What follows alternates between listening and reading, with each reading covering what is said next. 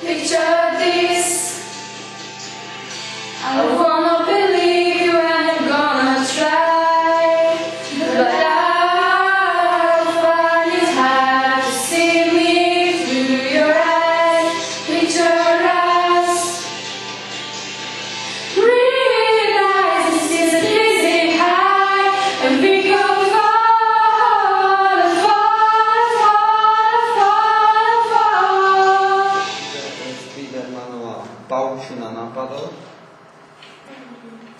Tam sme spravili rozpis, komiks, film, PC hra, muzikál.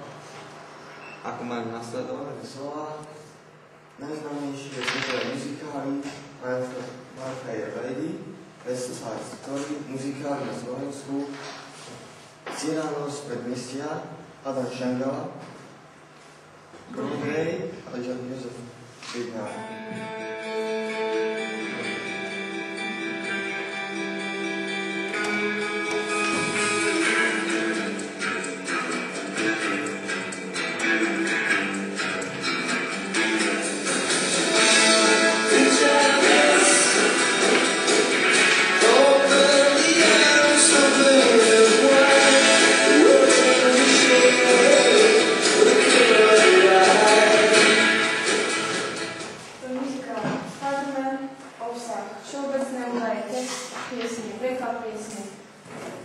Európa, história, investície a literatúra.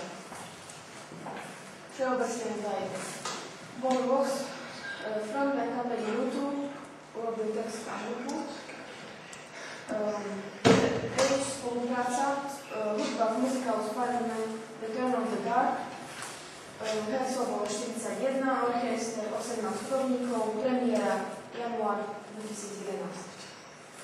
Hlavní predstavitelia muzikálu Steve Casey a skupinu YouTube, ktorá nahrala úplnú pesničku a vlastne celý muzikál hudobne spracovala. Môžeš? Porobili sme PowerPoint prezentáciu na skupinu YouTube. Od narodenia Slovo muzikál má viacej významov a môže sa označovať tiež ako muzikálový film alebo divadelná inscenácia muzikálu, v prípade muzikálové divadlo. Tieto významy však treba odlišovať.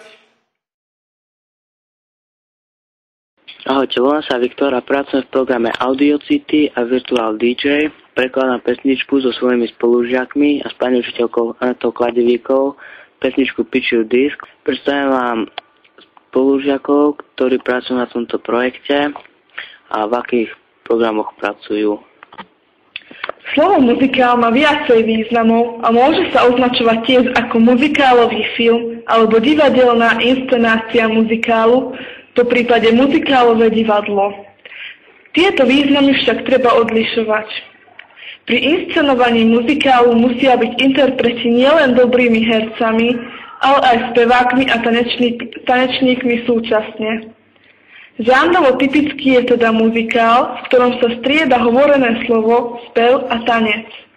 Môže byť aj celospievaný, napríklad v prípade tzv. Rockovej opery, alebo s dominujúcou tanečnou zložkou, približujúca sa k baletu.